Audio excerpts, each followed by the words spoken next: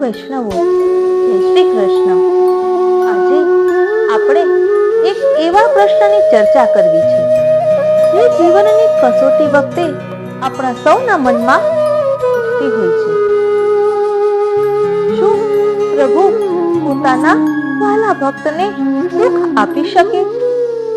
આનો જવાબ કોઈ માણસે નહીં, પણ સ્વયં પ્રભુએ શ્રી મુખ બોલ્યા શ્રી હરિમાં આપ્યું છે. તો ચાલો તેનું ભાવદર્શન કરીએ. અહીં કોઈ વ્યક્તિ નહીં, પરંતુ સ્વયં ભગવાન આપણા પ્રશ્નનો જવાબ આપી રહ્યા છે. અને આ એટલું સુંદર છે કે આપની આંખોમાં આંસુ આવી જશે અને આપને એક આત્મચિંતનની યાત્રા કરતા હશો ને એવો અનુભવ થશે. આપના આજુબાજુના ભક્તોને જોશો તો એના જીવન વિશે પણ ખ્યાલ આવશે કે આવું કેમ હોય છે. એટલો સુંદર જવાબ અહીં સ્વયં ભગવાને આપ્યો છે. વાલા વૈષ્ણવો, જય શ્રી કૃષ્ણ. હું મન આતુરી આપ સર્વે વૈષ્ણવોનું આજના આ અલૌકિક સત્સંગમાં હાર્દિક સ્વાગત કરું છું. આપણા સૌના મનમાં એક પ્રશ્ન રમતો હોય છે, પ્રભુ પોતાના ભક્તોને શા માટે દુઃખ આપતા હશે? આપણે આપણી આજુબાજુમાં રહેતા સ્વજનોને, સંબંધીઓને, પાડોશીઓને કે પરિચિતોને દુઃખી થતા જોઈએ છીએ. ત્યારે આપણી બુદ્ધિ આપણા મનને આ જ પ્રશ્ન પૂછે છે. ધ્યાન આપજો, આપણી બુદ્ધિ આપણા મનને આ જ પ્રશ્ન પૂછે છે. જે સાચા માર્ગે ચાલે છે, જે પ્રભુ પ્રત્યે પ્રેમ ધરાવે છે, જે પ્રભુના સેવા સ્મરણ કરે છે, એને કેમ દુઃખ ભોગવવું પડતું હશે? પ્રભુથી જે અળગા રહે છે તેને સુખ ક્યાંથી મળતું હશે? આ પ્રશ્નનો જવાબ આપણે આપણી જાતને પૂછીએ છીએ. ક્યારેક જાણકાર અને અનુભવીને પણ પૂછીએ છીએ. ક્યારેક મંદિરમાં પ્રભુના દર્શન કરતા પ્રભુને પણ પૂછીએ છીએ. પરંતુ આપણા મનને સંતોષ થાય તેવો જવાબ ભાગ્યે જ મળે છે. આપણા સૌના મનમાં ઘોળાતા આ પ્રશ્નનો જવાબ લઈ આવે છે પ્રભુના અત્યંત કૃપાપાત્ર એક ભક્ત કવિ, જેમને નામથી આપણે સૌ ઓળખીએ છીએ. અવારનવાર તેમના પદો ગાઈએ છીએ અને સાંભળીએ છીએ. તેઓ છે શ્રી દયારામભાઈ. શ્રી દયારામભાઈના જીવનમાં ડોક્યું કરીશું ને તો આપણને સ્પષ્ટ રીતે ખ્યાલ આવશે કે આ ભક્ત કવિને પણ બાળપણથી ઓછા લૌકિક દુઃખો સહન કરવા પડ્યા નથી. તેમણે જીવનમાં અંત સુધી લૌકિક દુઃખો સાથે સતત સંઘર્ષ કર્યો છે. તેમના અનુભવ મંજરી નામના ગ્રંથનો અભ્યાસ કરતા સ્પષ્ટ રીતે સમજાય છે કે આ ભક્ત કવિને પ્રભુનો સ્વપ્નમાં અને સાક્ષાત અનુભવ થયો હતો. અને તે પણ એકાદ વખત નહીં, પરંતુ અનેક વખત. પ્રભુ સાથેના સાનુભાવના અનેક પ્રસંગો શ્રી દયારામભાઈએ અનુભવ મંજરી ગ્રંથમાં વર્ણવ્યા છે. પ્રભુ સાથે વાર્તાલાપની તક પણ આ ભક્ત કવિને પ્રાપ્ત થઈ હોય એવું સમજાય છે. જે પ્રશ્ન આપણે પ્રભુને પૂછીએ છીએ તે પ્રશ્ન એમણે પણ પ્રભુને પૂછ્યો હશે અને તેના જવાબમાં પ્રભુએ કૃપા કરીને જે આજ્ઞા કરી તે આજ્ઞાને શ્રી દયારામભાઈએ એક સુંદર પદમાં અત્યંત સ્પષ્ટ અને સરળ ભાષામાં આપણા સૌના માટે રજૂ કરી છે. આજનો સમય સામાન્ય રીતે આપણા સૌ માટે માનસિક સંતાપ અને પરિતાપનો સમય છે. આપણે સૌ આ વિષમતામાં વ્યથા અનુભવીએ છીએ. પરિણામે ક્યારેક સેવા સ્મરણમાંથી આપણું મન ડગી જાય છે. આ સ્થિતિમાં લૌકિક સંઘર્ષોમાં પણ મન અકળાયા વિના જલ કમલવત રહે અને એવા સ્વસ્થ મનથી પ્રભુના સેવા સ્મરણ બન્યા રહે એ ખાસ જરૂરી છે. આપણી આ જરૂરિયાત પૂરી કરવાનો માર્ગ આપણા શ્રી દયારામભાઈ આ પદમાં ઉદાહરણો સહિત તેમની આગવી શૈલીમાં સમજાવે છે. શ્રી દયારામભાઈ જે વાત કહે છે એ વાત કોઈ નવી નથી. શ્રી મહાપ્રભુજીએ પણ આ જ વાત બે સ્થળે આપણને સમજાવી છે. પરંતુ શ્રી મહાપ્રભુજીની વાણી આપણા માટે દુર્બોધ રહી છે. તેથી શ્રી મહાપ્રભુજીની આજ્ઞાને આપણે સાચા સ્વરૂપમાં સમજી શક્યા નથી. શ્રી મહાપ્રભુજી નવરત્ન ગ્રંથમાં આજ્ઞા કરે છે, લોકે સ્વાસ્થ્યમ તથા વેદે હરિસ્તુ ન કરિષ્યતિ. એટલે પ્રભુ જેમને પોતાના ગણે છે એવા પોતાના ભક્તોને લોકમાં અને વેદમાં એટલે કે લૌકિક અને વૈદિક કાર્યોમાં સ્વસ્થતા આપતા નથી. આનો અર્થ એ થયો કે પ્રભુ પોતાના ભક્તોને તેમના જીવનના લૌકિક અને વૈદિક કાર્યોમાં સરળતા કરી આપવાને બદલે વિઘ્નો આપે છે. આનું કારણ શ્રી મહાપ્રભુજી શ્રી સુબોધિનીજીમાં સમજાવે છે. શ્રી ભાગવતજીના દશમ સ્કંધના રાસ પંચાધ્યાયના પ્રકરણમાં અંતર્ગૃહગતા ગોપીજનોનો પ્રસંગ આવે છે. પ્રભુના વેણુનાદનું શ્રવણ કરીને જે ગોપીજનો પોતાના ઘરનો ત્યાગ કરી વેણુનાદની દિશામાં ન જઈ શક્યા, એ ગોપીજનોને પ્રભુનો અસહ્ય વિરહ થતા તે વિરહમાં તેમનો દેહ છૂટી ગયો. આ ગોપીજનો અંતર્ગૃહગતા ગોપીજનો તરીકે પ્રસિદ્ધ છે. આ પ્રસંગમાં શ્રી સુબોધિનીજીમાં શ્રી મહાપ્રભુજી સ્પષ્ટ રીતે આ પ્રસંગનું પૃથક્કરણ કરે છે. આવું કેમ બન્યું? શ્રી મહાપ્રભુજી ત્યાં સમજાવે છે કે જ્યારે આપણા પાપ અને પુણ્ય બંને શૂન્ય થાય છે ને ત્યારે જ નવો જન્મ લેવો પડતો નથી. તે જીવને જ શાશ્વત ભગવત પ્રાપ્તિ થાય છે. આ ગોપીજનોના પણ પૂર્વ જન્મના સંચિત પાપ પુણ્ય ભોગવાવી લેવા માટે જ પ્રભુએ આ લીલા કરી. જે પાપ પુણ્ય ભોગવવા માટે અનેક જન્મો જોઈએ તે બધું પ્રભુએ કૃપા કરી એક ક્ષણમાં ભોગવાવ્યું. ગોપીજનો પ્રભુની પાસે ન જઈ શકવાથી એટલા બધા વિરહિત થયા કે તે વિરહના અગ્નિમાં તેમના બધા જ પાપ નાશ પામ્યા. ત્યાં તેમને હૃદયમાં બિરાજતા પ્રભુના દર્શન થયા. પ્રભુના દર્શનથી તેમના સંચિત બધા જ પુણ્ય પણ ભોગવાઈ ગયા. તેથી તેમનો દેહ છૂટી જતા તેમને શાશ્વત ભગવત પ્રાપ્તિ થઈ. તેમને સાયુજ્ય મોક્ષ પ્રાપ્ત થયું.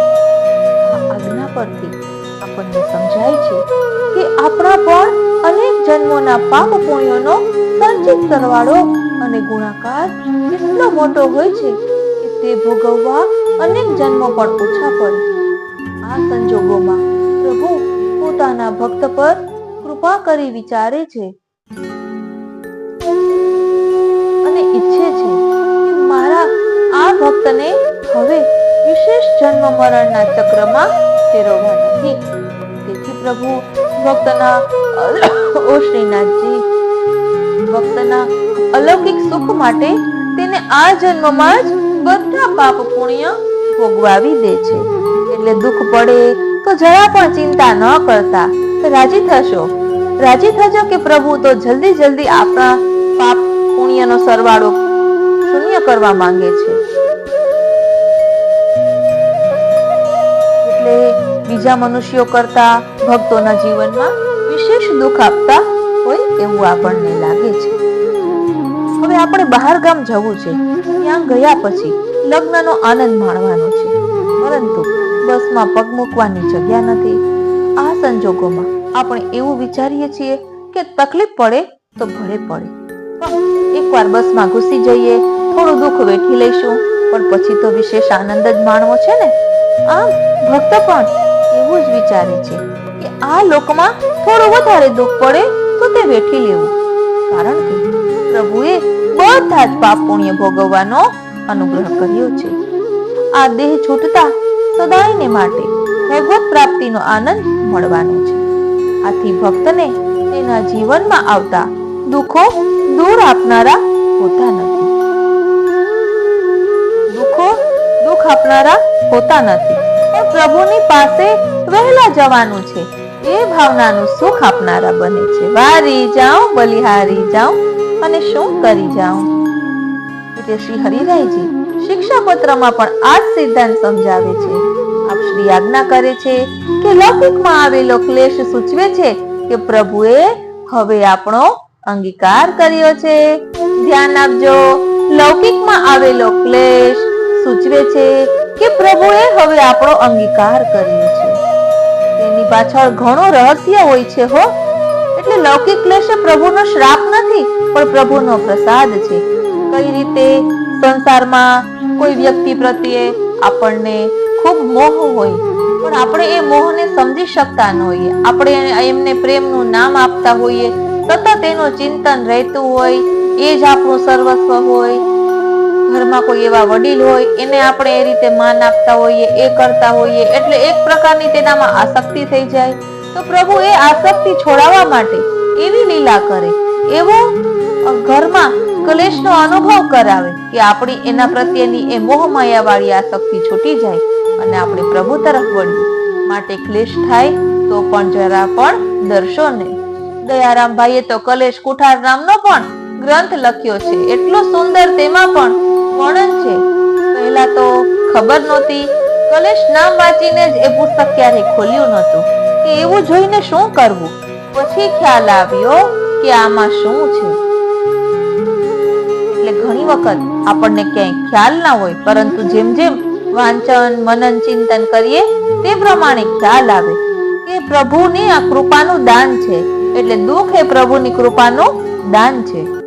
આપણે જીવનમાં જ્યારે દુઃખ આવે છે ત્યારે જે સ્વજનો પર આપણને અનંત સ્નેહ હોય છે તેને યાદ કરીએ છીએ, સાથે સાથે પ્રભુને પણ યાદ કરીએ છીએ. પરંતુ જ્યારે સુખ ભોગવવાનું આવે છે ને, ત્યારે આપણને કોઈ યાદ આવતું નથી અને આપણને આપણી જાત જ યાદ રહે છે. પરિણામે આપણા અત્યંત પ્રિય સ્વજનને અને પ્રભુને આપણે સુખમાં ભૂલી જઈએ છીએ. આવી વિસ્મૃતિ ન થાય અને પ્રભુ સતત આપણા સ્મરણમાં રમણ કરતા રહે, એ હેતુથી જ પ્રભુ અનુગ્રહ સ્વરૂપે લૌકિક દુઃખો અને ક્લેશ આપણા જીવનમાં આપે છે. એક નાના બાળકને સગડી પાસે બેસાડવામાં આવે તો તે બાળક સગડીમાં રહેલા લાલચોળ અંગારાઓને પણ રમકડું માની પકડવા જશે. કારણ કે તે અંગારા પકડવાથી શું પરિણામ આવે તેની ખબર તે બાળકને નથી, પરંતુ આ જ્ઞાન તેના માતા પિતાને છે. એટલે તેની માતા તરત જ બાળકને સગડીથી દૂર લઈ જશે અને અંગારા પકડવા દેશે નહીં. બાળક ગમે તેટલું રશે ને તો પણ માતા તેને સગડી પાસે નહીં જવા દે, કારણ કે બાળક તેના પ્રિયનો વિચાર કરે છે. એટલે તેને શું પ્રિય છે તેનો વિચાર કરે છે, જ્યારે તેની માતા તેના શ્રેયનો એટલે કે તેના હિતનો વિચાર કરે છે. માતાને તેનું બાળક અત્યંત વાલું છે, એટલે બાળકનો શ્રેય શામાં છે તેનો જ માતા વિચાર કરે છે.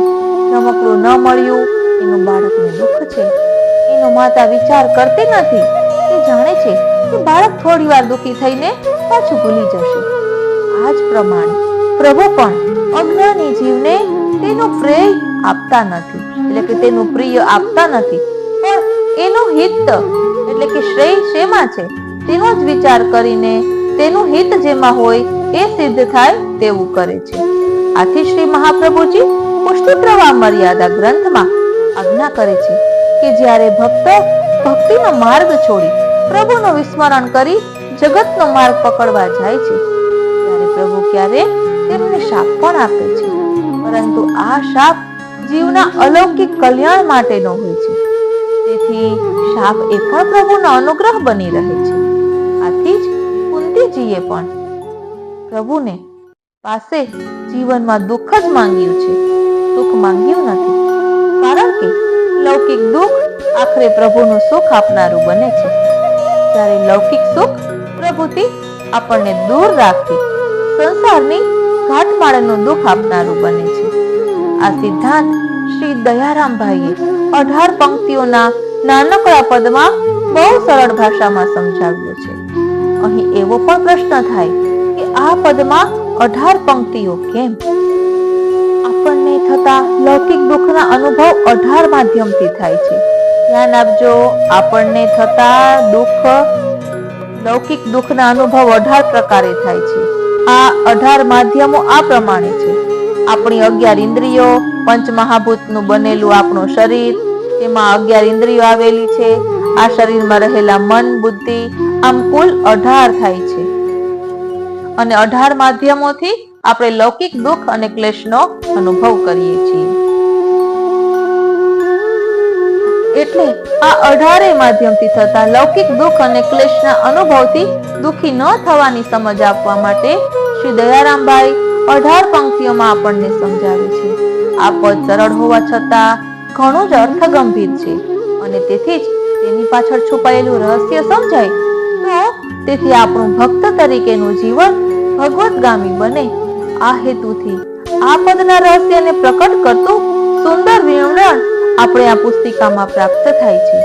શ્રી વલ્લભપાદ પદ્મ મિલિંદના નામથી સંપ્રદાયના સૌ વૈષ્ણવો સુપરિચિત છે. સત્સંગ, વૈષ્ણવવાડી, શ્રી વલ્લભ સુધા જેવા માસિકોમાં તેમના લેખો અવારનવાર પ્રકાશિત થાય છે અને આપણે સૌ તે વાંચીએ છીએ અને તે દ્વારા શ્રી મહાપ્રભુજીના સિદ્ધાંતોને સમજવાનો યથાશક્તિ અને યથામતિ પ્રયત્ન પણ કરીએ છીએ. શ્રી વલ્લભપાદ પદ મિલિંદ ઉપર શ્રી મહાપ્રભુજીની પૂર્ણ કૃપા છે. એ વાત તેમના લખાણો ઉપરથી મને તો સ્પષ્ટ રીતે પ્રતીત થઈ છે. તેઓ મન, વચન અને કર્મથી સદાકાળ શ્રી મહાપ્રભુજીના ચરણ અનુરાગી રહ્યા છે. શ્રી મહાપ્રભુજીના ગ્રંથોનું અધ્યયન કરતા તેમના હૃદયમાં જે વિવિધ ભાવોનો પ્રકાશ થયો છે તે તેમણે શબ્દોમાં ઓળખાવવાનો વિનમ્ર પ્રયત્ન પણ કર્યો છે.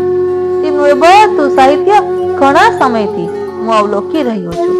શ્રી સુરદાસજી રચિત હરિરસ તબહિત જાય પૈયે એ પદમાં રહેલા સિદ્ધાંતનો ભાવોદ્ઘાટન રજૂ કરતું તેમનું પુસ્તક પણ શ્રી ગોવિંદ પ્રભુ ટ્રસ્ટ સુરત દ્વારા વૈષ્ણવ વાણી માસિકના ભેટ પુસ્તક તરીકે પ્રસિદ્ધ થયેલ છે. આવા શ્રી વલ્લભના કૃપાપાત્ર ભગવત ભક્તની કલમથી ભક્ત કવિ દયારામભાઈના આ પદનું રહસ્ય આપણને પ્રાપ્ત થાય છે. સોનામાં સુગંધ સમાન છે. એકી બેઠકે રસપૂર્વક વાંચી શકાય અને મધની જેમ ગળે ઉતારી શકાય એવું આ લઘુ પુસ્તક સૌ વૈષ્ણવોને સંસારના વિવિધ તાપોથી મનને શાંત અને સ્વસ્થ રાખવા તથા ભગવતગામી બનાવવા ઉપયોગી બનશે એ નિર્વિવાદ છે. આવું સુંદર પુસ્તક પ્રકાશિત કરવા માટે પ્રકાશકોને પણ હાર્દિક ધન્યવાદ. શ્રી રમેશભાઈ પરીખે આ લેખ લખ્યો છે. એટલે આ પુસ્તકમાં ભક્તોના દુઃખ ને દૂર કઈ રીતે કરી શકાય અથવા તો પ્રભુની કૃપાનો અનુભવ કઈ રીતે કરી શકાય એ ખૂબ જ સુંદર દયારામભાઈના 18 કડીના પદ દ્વારા સમજાવ્યું છે. એ પદ આપણે લઈ લઈએ અને પછી આપ કહેશો તો આવતા સત્સંગમાં આપણે વિસ્તારથી લઈશું. બોલો શ્રી વલ્લભાધીશ કી જય.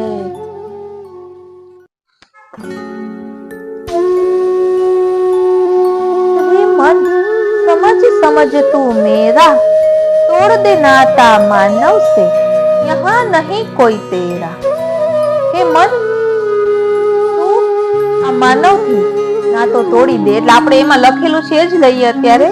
રે મન સમજ સમજ તું મેરા तोड़ दे नाता मानव से यहाँ नहीं कोई तेरा. दुनिया है मुसाफिर खाना कहाँ डारे हम डेरा. जहाँ पाँव रखते हैं तहाँ तहाँ होत कंटक का डेरा. जगत सबे अपने मतलब के लूट लेगा घन घन तेरा. जन्म जन्म का सच्चा साथी करता है हृदय बसेरा. योगी न बन कर पेट जा भीतर खोज ले प्रीतम प्यारा. पियो पियो की प्रणय दर्द भरी कर जे तू अखंड पुकारा. चकोर बन के पिय मुख चंद का अमृत पीना अनेरा. विटप विटप पे दिव्य द्विज को सुन जे मधुर टकु टहुकारा. सौरभ सुमन दिव्य कुंजों में मस्त फिरना रैन सवेरा. महासौंदर्य वल्लभाओं का जहाँ है युथ अपारा. माधुर्यता का है खजाना मुल्का वतन तिहारा. माधुरी तलफत पिय मिलन को अब नहीं करना अवेरा. श्री मुख बोल्या श्री हरि હોય જેને અતિશય અનુગ્રહ મારો રે. એટલે વાલા વૈષ્ણવો જો આપણે પ્રશ્ન છે ને તેનો જવાબ સ્વયં શ્રીમુખ બોલ્યા શ્રી હરિ એટલે પ્રભુ આપી રહ્યા છે. એટલે ધ્યાન આપજો. શ્રીમુખ બોલ્યા શ્રી હરિ હોય જેને અતિશય અનુગ્રહ મારો રે તેને અહીં સ્વપ્ને સુખ નહીં, એ છે મૂળથી મારો ધારો રે. એટલે જેને લૌકિકમાં સુખ નથી એ મૂળથી પ્રભુનો છે એ નક્કી કરી લેજો, એમ અહીં કહ્યું છે. મહાવ્યાધિ તેનું તન પીડે, પરદેશે ભટકવું રે. સુરજ બંધુ વેર કરાવું, વિનતીન મનમાં લાવવું રે. નિંદાવું અપમાન કરાવું, ચિત્ત ઉદ્વેગ ઉઠાવવું રે. ધન હાનિ લૌકિક ક્લેશ બહુ, કષ્ટ કરી જીવાડું રે. સંચિત ને ક્રિયામણ દોષ, પ્રારબ્ધ ન સંભવે જેને રે. કુંતી સુત અતિ વલ્લભ મુજને, જુઓ અતિ દુઃખ તેને રે. પાપ જનિત જે તાપ દાસનો, કેમ ન ટળે મુજ નામે રે. મુજ રુચિ જનિત કષ્ટ નવ ચાલે, ઉપાય બલ તે થામે રે. અકળ અટપટી લીલા માહે, કશું કળિયું નવ જાય રે. કેટલાક જનને ચલાવવું અનિતે, તદપી ન દુખી તે થાય રે. કરું ન થવાનું થવું મટાડું, હું સ્વતંત્ર સહુ ભાતે રે. તદપી નિજ જન અહિત કદાપી, ન જ કરું કોઈ વાતે રે. મુજ ઈચ્છા નહીં શાસ્ત્ર નિયામક, મને ગમ્યું તે ન્યાય રે. હું કૃતિ ભક્ત કરી નિજ રુચિ માનું, અવળું સવળું થાય રે. હું સર્વજ્ઞ કાળ કર્માદિક, મુજ આધીન લ્યો જાણી રે. સદા પ્રીતમ કહે શ્રી વલ્લભ જન, નહીં દુભવું ધ્રુવ વાણી રે. એટલે હવે આ પદનું વિસ્તારથી વર્ણન આપ્યું છે. એટલે મનમાં કોઈ પણ પ્રકારના દુઃખ હોય, કોઈ પણ પ્રકારના પ્રશ્ન હોય તો એ બધા પ્રશ્નનો જવાબ આપણને અહીં મળી જાય છે. તો શું આપને પણ એવી તાલાવેલી છે કે આપણું અલૌકિક સુધારવા માટે લૌકિકમાં દુઃખ આવતું હોય, તેના રહસ્ય આપને જાણવા હોય તો જરૂરથી કોમેન્ટ બોક્સમાં જણાવશો. કારણ કે અહીં કહ્યું ને કે દુઃખ એ પ્રભુની કૃપાનું દાન છે. માટે આ તો એક ઝલક સ્વરૂપે લીધું છે આપને આ દયારામભાઈ રચિત પદ કે જેમાં સ્વયં ભગવાન બોલ્યા છે અને સ્વયં ભગવાને સમજાવ્યું છે કે જેને અતિશય દુઃખ પડે છે તે મારો છે, એ જાણી લેજો. એટલે જીવનમાં દુઃખ પડે તો જરા પણ ગભરાશો નહીં. અને કોમેન્ટ બોક્સમાં જરૂરથી જણાવશો કે શું આપના મનમાં પણ આવી કોઈ મૂંઝવણ છે, આપના મનમાં પણ આવો કોઈ પ્રશ્ન રમતો હોય છે. જરૂરથી કોમેન્ટ બોક્સમાં જણાવશો. બોલો શ્રી વલ્લભાધીશ કી જય. આજનો આ સત્સંગ શ્રીનાથજી, શ્રી યમુનાજી, શ્રી મહાપ્રભુજીના ચરણારવિંદમાં સમર્પિત કરું છું અને એ જ વિનંતી ધરું છું કે અહીં દર્શાવેલા ભાવને અમે અમારા આત્મપટલ પર ધારણ કરી શકીએ એવી કૃપા કરો. જય શ્રી કૃષ્ણ. સર્વે વૈષ્ણવોને મારા જય શ્રી કૃષ્ણ. સર્વે વૈષ્ણવોને મારા જય શ્રી કૃષ્ણ. આપ સર્વે વૈષ્ણવોને શ્રી મહાપ્રભુજીના પ્રાકટ્ય ઉત્સવની ખૂબ ખૂબ મંગલ વધાઈ. આજે આપણે એક ધોળનું રસ દર્શન કરીશું. પ્રેમ ભાવ ભક્તિ વિના પ્રભુને પમાય નહીં. પ્રેમ ભાવ ભક્તિ વિના પ્રભુને પમાય નહીં. ભક્તિ કરવામાં હવે કોઈથી ડરાય નહીં. વલ્લભના દાસ થકી અન્યાશ્રય થાય નહીં. જો હો જીવનિયો એડે વયો જાય નહીં. જો હો જીવનિયો એડે વયો જાય નહીં. અહીં આપણને સમજાવી રહ્યા છે કે પ્રેમ ભાવ ભક્તિ વિના પ્રભુને પમાય નહીં. ઠાકોરજીની સેવામાં, ઠાકોરજીના સ્મરણમાં બધે જ પ્રેમનું જ પ્રાધાન્ય છે, ભાવનું જ પ્રાધાન્ય છે. ભાવ વિના ભક્તિ થઈ શકતી નથી. ભક્તિ ભાવ ભરેલી હોય તો જ પ્રભુ અંગીકાર કરે. નિષ્કામ ભાવની ભક્તિ જ પ્રભુ અંગીકાર કરે. કોઈ પણ સ્વાર્થ વિના ભક્તિ કરવાની અને ભક્તિ કરવામાં હવે કોઈથી ડરવાની જરા પણ જરૂર નથી. એમ અહીં આપણને શૂરવીર બનવાનું કહી રહ્યા છે કે ભક્તિ કરવામાં કોઈનો પણ ડર રાખવો નહીં. કોઈ કાંઈ પણ કહે પણ ભક્તિ તો કરવી જ. તેના માટે લોકનિંદાથી બચતા રહેવું. આપણી ભક્તિના કારણે લોકનિંદામાં ભક્તિને વગોવવામાં આવે તેવું ન થવા દેવું. એટલે પહેલા લૌકિક કંઈ પણ કરી અને પછી અલૌકિક કરવું એટલે લૌકિક નિંદા ન થાય અને ભક્તિને આડે તે ન આવે. વલ્લભના દાસ થકી અન્યાશ્રય થાય નહીં, જો હો જીવનયું એડે વયું જાય નહીં. આજે શ્રી મહાપ્રભુજીનો પ્રાકટ્ય ઉત્સવ છે, તો આપણે બધાએ પ્રણ લેવું જોઈએ કે અમે કોઈ પણ પ્રકારનો અન્યાશ્રય નહીં કરીએ. અન્યાશ્રય એટલે કોઈ બીજા દેવી દેવતાનું માનવું એ જ અન્યાશ્રય નથી. સૌથી મોટો અન્યાશ્રય છે હુંપણાનો, કે આ મેં કર્યું, હું શું કરું તો જ આ થાય. જ્યાં અહંતા મમતા હોય છે તે અન્યાશ્રય જ છે. તેમ વલ્લભકુલના બાળકોના વચનામૃતમાં સાંભળેલું છે, સૌથી મોટો શત્રુ આપણો અહંકાર છે, એટલે તેને છોડી દેવો જોઈએ અને મહાપ્રભુજીના ચરણોનો દ્રઢ આશ્રય કરવો જોઈએ. તો જ અન્યાશ્રયથી આપણે બચી શકીએ. નહીતર તો બધી પારકી પંચાયતમાં અને લોકનિંદામાં આ જીવન ક્યારે પૂરું થઈ જશે તે ખબર પણ નહીં પડે. એટલે જ અહીં આપણને ચેતવી રહ્યા છે કે જોજો હો જીવનયો એડે વયું જાય નહીં. પ્રેમ ભાવ ભક્તિ વિના પ્રભુને પમાય નહીં, ભક્તિ કરવામાં હવે કોઈથી ડરાય નહીં. વલ્લભના દાસ થકી અન્યાશ્રય થાય નહીં, જો હો જીવનયું એડે વયું જાય નહીં, જો હો જીવનયું એડે વયું જાય નહીં. વારે વારે માનવીના દેહને મળાય નહીં, પુષ્ટિ પંથે ચાલ્યા હવે પાછું વળાય નહીં. હું ને મારું એમાં મનડું લોભાય નહીં, જો હો જીવનયું એડે વયું જાય નહીં, જો હો જીવનયું એડે વયું જાય નહીં. અહીં આપણને શું સમજાવી રહ્યા છે? વારે વારે માનવીના દેહને મળાય નહીં, પુષ્ટિ પંથે ચાલ્યા હવે પાછું વળાય નહીં. આપણે શાસ્ત્રોમાં પણ કહ્યું છે કે દુર્લભો માનુષો દેહો, એટલે કે આ માનવ દેહ દુર્લભ છે, તેનો આમનામ લૌકિકમાં જ વ્યય ન કરી નાખવો, પરંતુ પુષ્ટિ પંથે ચાલવાનું અને તેમાં આગળ વધવાનું. આપણે પુષ્ટિ પંથે આગળ વધ્યા છીએ તો પાછું નહીં વળી જવાનું. કોઈ મુશ્કેલી આવે તો સીધું પાછીપાની નહીં કરવાની, તેનો ડટીને સામનો કરવાનો. ખરાની જ કસોટી હોય છે, સોનાની જ પરખ કરવામાં આવે છે. સોનુને પરખ માટે કેટલું તપાવવામાં આવે છે.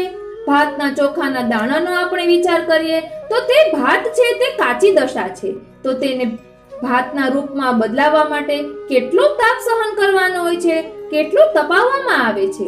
ત્યારે તે ભાત પાકે છે, ત્યારે તે આપણા ઉપયોગમાં આવે છે, ઠાકોરજીને સકડી ધરાવવામાં આવે છે.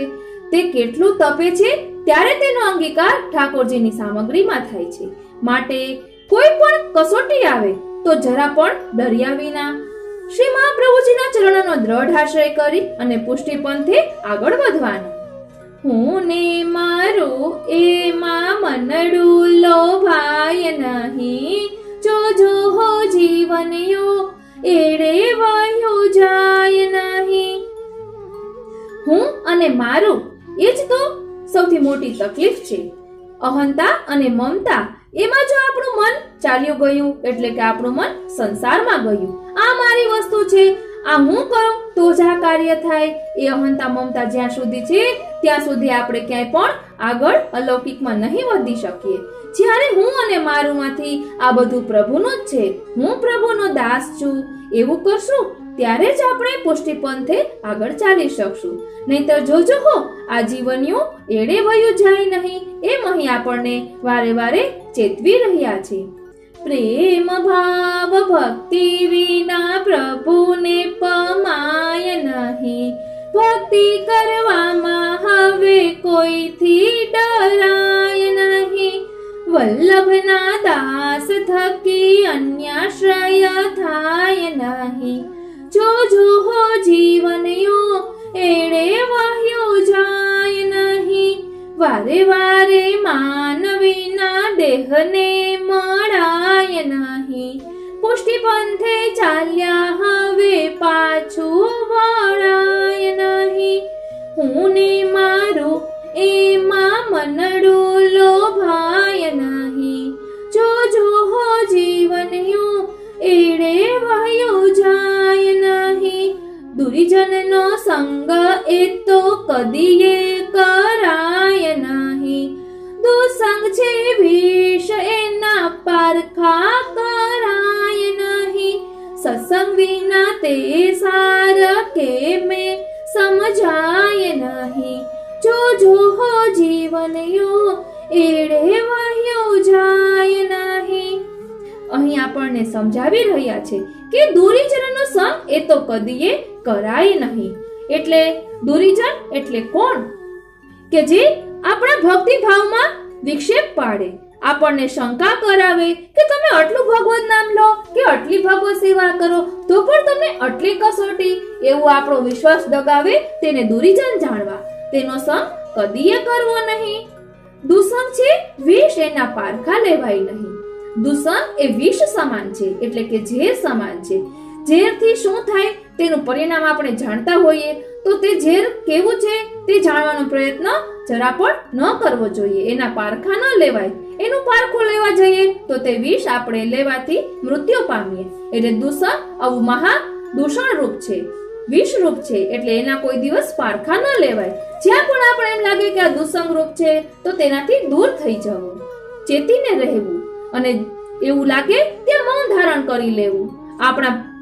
આપણા માર્ગને સમજતા હોય એની સામે જ આપણા મનની વાત કરવી, બાકી ન કરવી. સત્સંગ વિના એ સાર કેમેય સમજાય નહીં. જો સત્સંગ કર્યો હોય તો દુસંગ કેને કહેવાય તે આપણે સમજી શકીએ. સારું અને ખરાબ ક્યારે સમજાય? કે જ્યારે સારાની પણ પરખ હોય તો કોઈ ખરાબ આપણને સમજાય. તેવી રીતે સત્સંગ કર્યો હોય તો દુસંગ કેને કહેવાય તેને આપણે સરળતાથી સમજી શકીએ.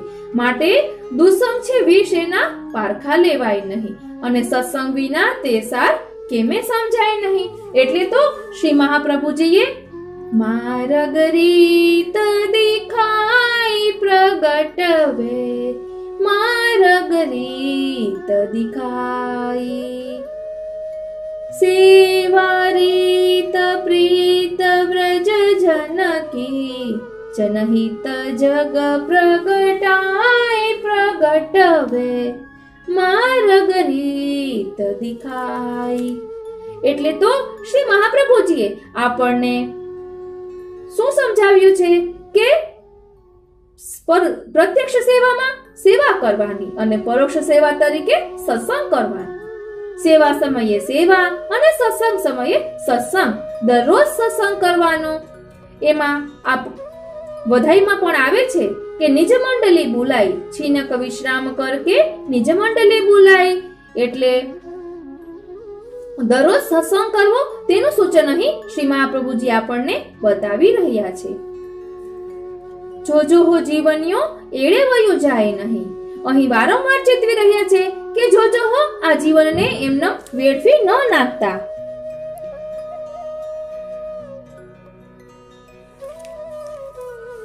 પછી આગળ શું કહી રહ્યા છે? દાસ ધર્મ ઊંચો છે તેને તજાય નહીં, દીનતાનો ભાવ રાખી અભિમાન થાય નહીં. સેવા છે મુખ્ય ધર્મ એને ભૂલાય નહીં, જોજો હો જીવનયું એળે વહ્યું જાય નહીં. અહીં આપણને સમજાવી રહ્યા છે કે દાસ ધર્મ ઊંચો છે તેને તજાય નહીં. આપણે સૌપ્રથમ દાસ બનવાનું છે. આપણે બધી જગ્યાએ જોતા પણ હોઈએ છીએ કે દાસાનું દાસ લખવામાં આવે છે. વૃત્રાસુર ચતુશ્લોકીમાં પણ વૃત્રાસુર પોતે કહે છે કે મને દાસનો દાસ બનાવો. એટલે એટલી દીનતા આપણામાં વધુ આવે. એટલે દાસ ધર્મ ઊંચો છે. આપણે દાસ ભાવે સેવા કરવાની છે, એને જરા પણ તજવાનો નથી. જો દાસ ધર્મ હશે તો જરા પણ અભિમાન નહીં આવે અને સ્વામીનું સેવક બનીને ખૂબ સુંદર રીતે આપણે સેવા કરી શકીશું. દીનતાનો ભાવ રાખી અભિમાન થાય નહીં. દીનતા એટલે ખોટો દેખાડો નથી કરવાનો અને અભિમાન જરા પણ હૃદયમાં રાખવાનું નથી. શ્રી હરિરાય મહાપ્રભુજીએ દીનતાને ખૂબ જ પ્રાધાન્ય આપ્યું છે. શિક્ષાપત્રમાં ડગલે ને પગલે શ્રી મહાપ્રભુજીના ચરણોનો દ્રઢાશ્રય અને દીનતાનું વર્ણન શ્રી મહાપ્રભુજીએ કર્યું છે. એટલે દીનતા હૃદયપૂર્વક રાખવાની, તેમાં કોઈ પ્રકારના વેવલા વેડા જરા પણ નહીં. દીનતા એટલે મારાથી કંઈ પણ બની શકતું નથી એનો મનમાં તાપ રહેવો. આગળ કહે છે સેવા છે મુખ્ય ધર્મ, એને ભૂલાય નહીં. આપણે પુષ્ટિજીવોનો મુખ્ય ધર્મ શું છે? તો અહીં કહે છે કે સેવા એ મુખ્ય ધર્મ છે, એને ક્યારેય પણ ભૂલવાની નથી. એટલે જો દ્વારકેશલાલજી અમરેલી વાળા છે, તેમના વચનામૃતમાં પણ હતું કે નામ સેવા છે એ સ્વરૂપ સેવાનું દ્વાર છે. એટલે આપણાથી સ્વરૂપ સેવા ન બની શકે તો નામ સેવાથી શરૂઆત કરવી જોઈએ. સેવા એટલે કે બંધન. કાલિંદી બેટીજીના વચનામૃતમાં આ સાંભળ્યું હતું કે સેવા એટલે કે બંધન. પ્રભુને બાંધો. પ્રભુને બાંધી શકાતા નથી, પરંતુ આ રીતે નામ સેવા અને સ્વરૂપ સેવાથી આપણા હૃદયમાં પધરાવી શકાય છે. એટલે નામ સેવા, સ્વરૂપ સેવા કરવી જ જોઈએ. અને જોજો અહીં વારંવાર આપણને ચેતવી રહ્યા છે કે જોજો હો જીવન્યો એળે વયું જાય નહીં. એટલે ખાવું પીવું અને મોજ મજા કરવી એવું પ્રવાહી જીવન આપણે જરા પણ જીવવાનું નથી. બધું કરવાનું પણ કેન્દ્રમાં ઠાકોરજીને રાખવાના. આપણે લૌકિક કરતા હોઈએ, અહીં આપણને એમ નથી કહેતા કે આખો દિવસ તમે ભગવત નામ લો, પણ આપણા કેન્દ્રમાં આપણા પ્રભુ હોવા જોઈએ. કોઈ પણ કાર્ય કરતા હોઈએ, આપણે કઈ વસ્તુ લેવા જઈએ, કઈ સારું દેખાય તો પણ ઠાકોરજીનું અનુસંધાન થવું જોઈએ કે આ મારા પ્રભુને સોહાય તેવું છે. કઈ પણ આપણે ઠાકોરજીને અંગીકાર કરાવીને લઈએ, પ્રસાદી લઈએ તો તે ખૂબ જ સારો આપણે દાસ ધર્મ નિભાવ્યો કહેવાય. પછી આગળ શું કહે છે?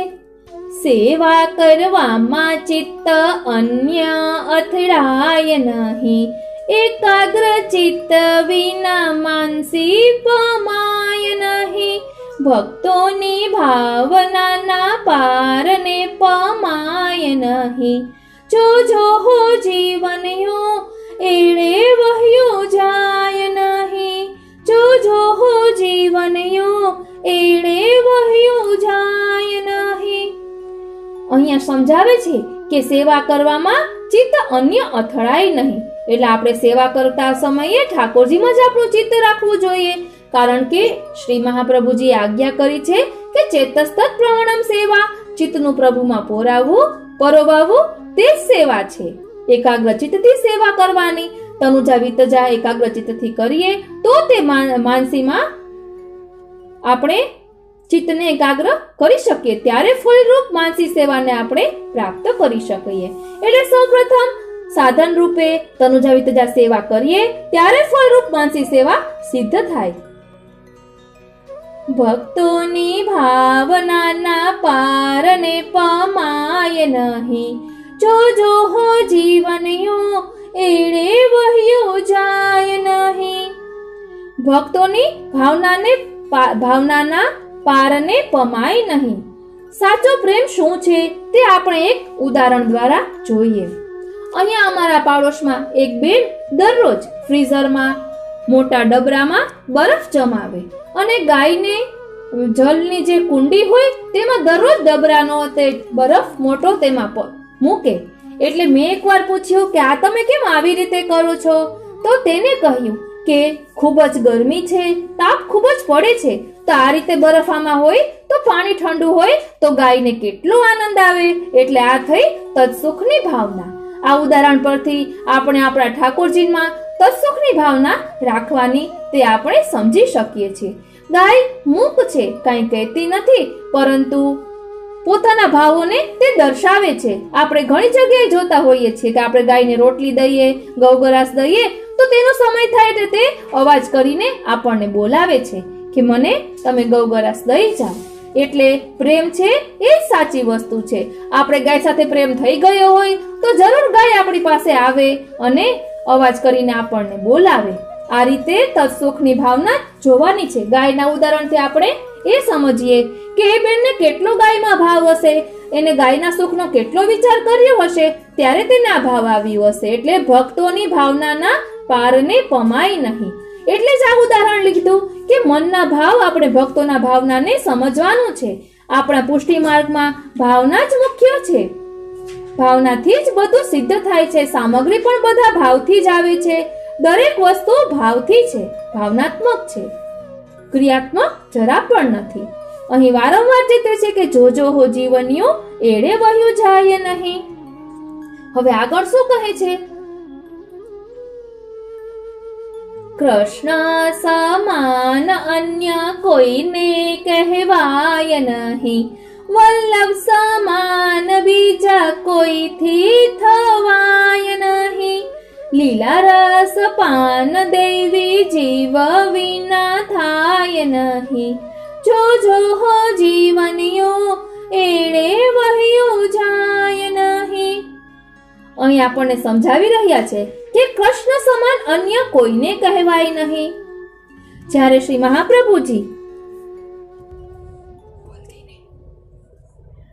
મહાપ્રભુજી જ્યારે જગન્નાથપુરી પધાર્યા ત્યારે શાસ્ત્રાર્થમાં પ્રશ્ન કરવામાં આવ્યો હતો કે સૌથી મોટા દેવ કોણ? એવી રીતે 4 પ્રશ્નો કરવામાં આવ્યા હતા. ત્યારે શ્રી મહાપ્રભુજીએ એક કાગળ, કલમ અને ખડિયો જગન્નાથજીના મંદિરમાં પધરાવ્યો અને કહ્યું કે જગન્નાથજી જ આપને આનો જવાબ આપશે. અને તેમાં શું કહ્યું હતું? એકમ શાસ્ત્રમ દેવકી પુત્રમ. એ શ્લોક તેમાં લખેલો હતો. આ રીતે કૃષ્ણ સમાન અન્ય કોઈને કહેવાય નહીં. કૃષ્ણ માંથી જ બધાનું પ્રાકટ્ય થયું છે. એમના સમાન કોઈ થઈ શકે તેમ નથી. અને આગળ કહે છે વલ્લભ સમાન બીજા કોઈથી થવાય નહીં. એટલે વલ્લભ છે એ વસ્તુતઃ કૃષ્ણ એવો જ છે. શ્રી ગુસાઈજીએ પણ વલ્લભાષ્ટકમાં આ કહ્યું છે કે વસ્તુતઃ કૃષ્ણ એવો, એટલે વલ્લભ અને કૃષ્ણમાં કોઈ ભેદ નથી. રૂપ બેઉ એક તે ભિન્ન થઈ વિસ્તરે. વલ્લભાખ્યાનમાં પણ ગોપાલદાસભાઈએ આ ગાયું છે. આગળ કહે છે લીલા રસ પાન દેવી જીવ વિના થાય નહીં, જોજો હો જીવનયું એળે વહ્યું જાય નહીં.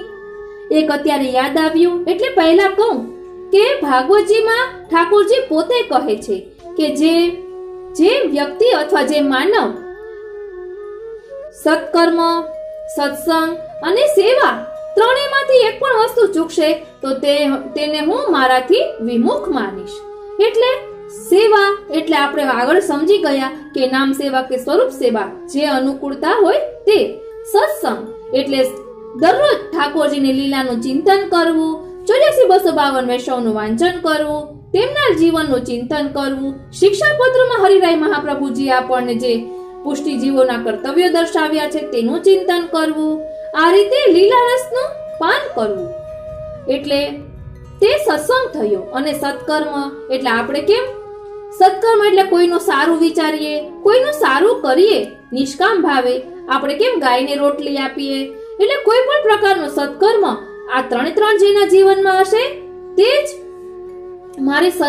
તેને હું મારી સન્મુખ ગણીશ, બાકી બધાને હું મારાથી વિમુખ ગણીશ. આવું ભાગવતજીમાં ઠાકોરજીએ સ્વયં આજ્ઞા કરી છે. એટલે આપણે ધ્યાન રાખવાનું કે આપણે સેવા, સત્સંગ અને સત્કર્મ કરીએ છીએ કે નથી કરતા. મનથી પણ કોઈનો અપરાધ ન થાય તેનું ધ્યાન રાખવું, કોઈની નિંદા ન કરવી, કોઈના દોષો ન જોવા, બધું જ પ્રભુની લીલા માનવી. પ્રભુએ જેને જે કાર્ય સોંપ્યું હોય તે કરતા હોય એમ બધું જ પ્રભુની લીલા માનીને કરવું, એટલે કંઈ પણ દોષ ન થાય. અહીં વારંવાર સૂચવે છે જોજો હો જીવનિયું એળે વહ્યું જાય નહીં.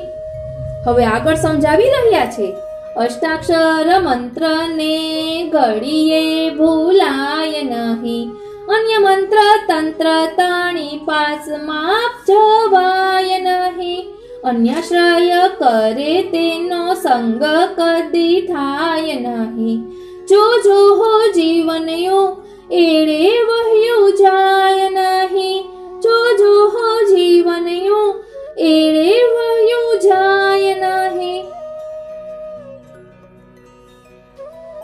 હમણાં થોડાક દિવસ પહેલા જ અક્ષય બાવાના વચનામૃતમાં સાંભળ્યું હતું કે જો આપણાથી સેવા નથી થતી, સત્સંગ નથી થતો, કાંઈ પણ જો આપણાથી ન થતું હોય તો શ્રી મહાપ્રભુજીના ચરણોનો દ્રઢ આશ્રય કરી અને સતત અષ્ટાક્ષર જપતા રહેવું.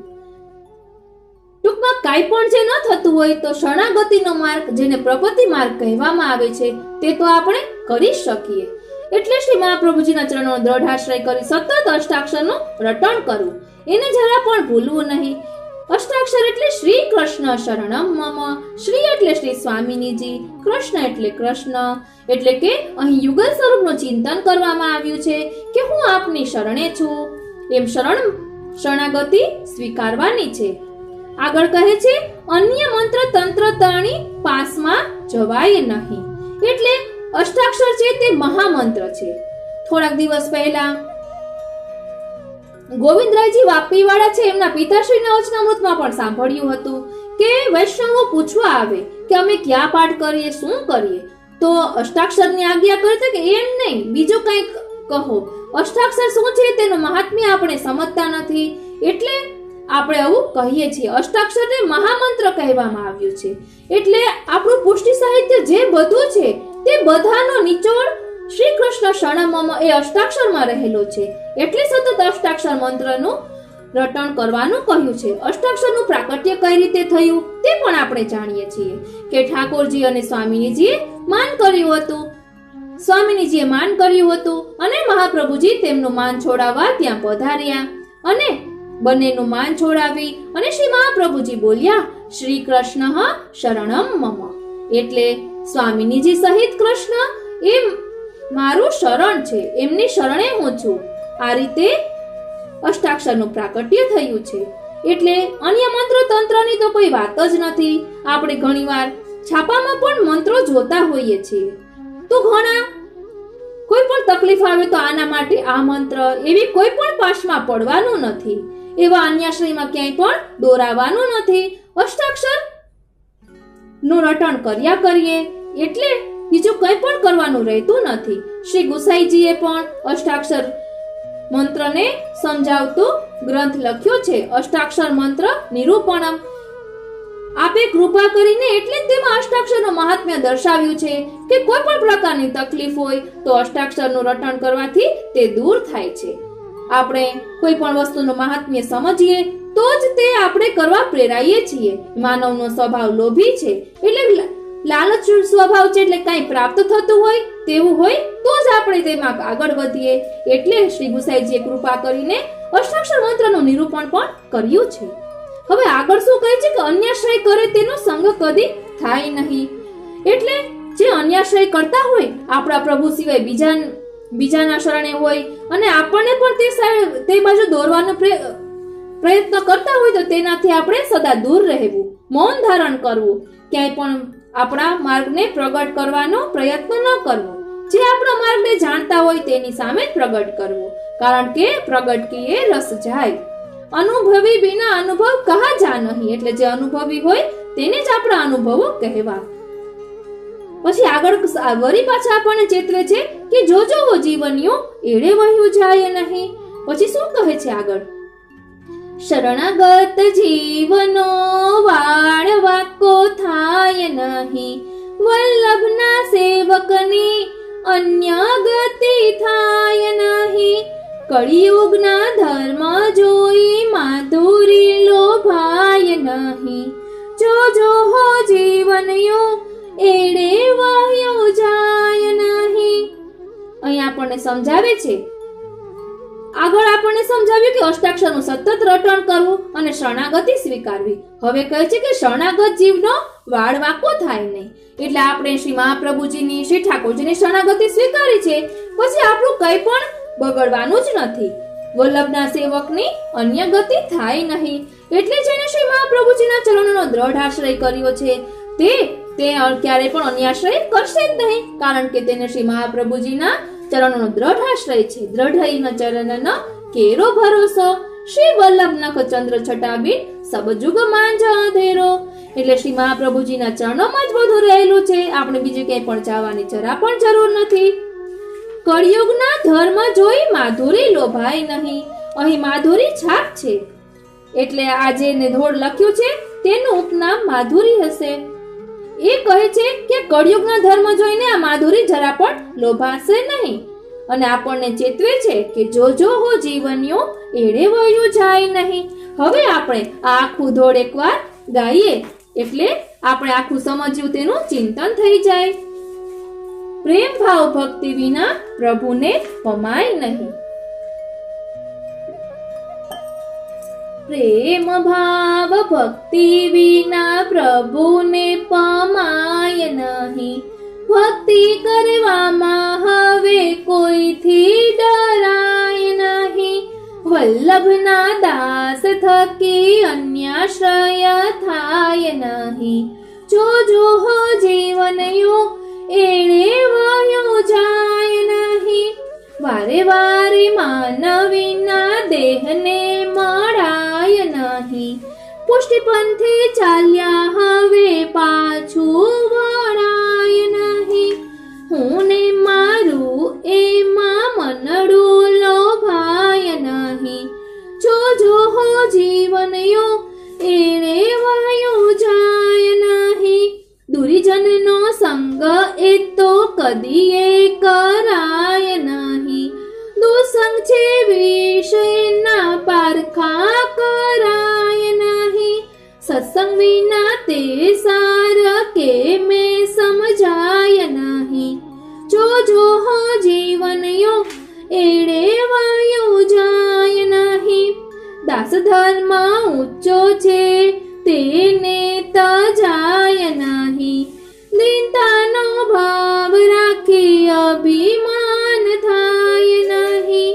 સેવા છે મુખ્ય ધર્મ એને ભૂલાય નહીં. જો હો જીવનયો એળે વયો જાય નહીં. સેવા કરવામાં ચિત્ત અન્ય અથડાય નહીં. એકાગ્ર ચિત્ત વિના માનસી પમાય નહીં. ભક્તોની ભાવનાના પારને પમાય નહીં. જો હો જીવનયો એળે વયો જાય નહીં. કૃષ્ણ સમાન અન્ય કોઈને કહેવાય નહીં. વલ્લભ સમાન બીજા કોઈથી થવાય નહીં. લીલા રસ પાન દેવી જીવ વિના થાય નહીં. જો હો જીવનયો એળે વયો જાય નહીં. અષ્ટાક્ષર મંત્રને ઘડીએ ભૂલાય નહીં. અન્ય મંત્ર તંત્ર તણી પાસમાં જવાય નહીં. અન્ય શય કરે તેનો સંગ કદી થાય નહીં. જો હો જીવનયો એળે વયો જાય નહીં. શરણાગત જીવનો વાળ વાકો થાય નહીં. વલ્લભના સેવકની અન્ય ગતિ થાય નહીં. કળિયુગના ધર્મ જોઈ માધુરી લોભાય નહીં. જો હો જીવનયો એળે વયો જાય નહીં. જો હો જીવનયો એળે વયો જાય નહીં. જો હો જીવનયો એળે વયો જાય નહીં. ફરી એકવાર આપ સર્વે વૈષ્ણવોને શ્રી મહાપ્રભુજીના પ્રાકટ્ય ઉત્સવની ખૂબ ખૂબ મંગલ વધાય. શ્રી મહાપ્રભુજીના ચરણોનો દ્રઢ આશ્રય કરીને શ્રી મહાપ્રભુજીને વિનંતી કરીએ કે અમને આપના ચરણોનો દ્રઢ આશ્રય થાય, અમને રંચક ભાવની વૃદ્ધિ થાય એવી કૃપા કરો. આ રીતે આજનો સત્સંગ શ્રીનાથજી શ્રી મહાપ્રભુજીના યુગલ ચરણારવિંદમાં સમર્પિત કરું છું. જય શ્રી કૃષ્ણ. આપને આ કેવું લાગ્યું તે કોમેન્ટ બોક્સમાં જરૂર જણાવશો અને જો આપને ગમ્યું હોય તો જરૂરથી બીજા વૈષ્ણવોને શેર કરશો. જય શ્રી કૃષ્ણ.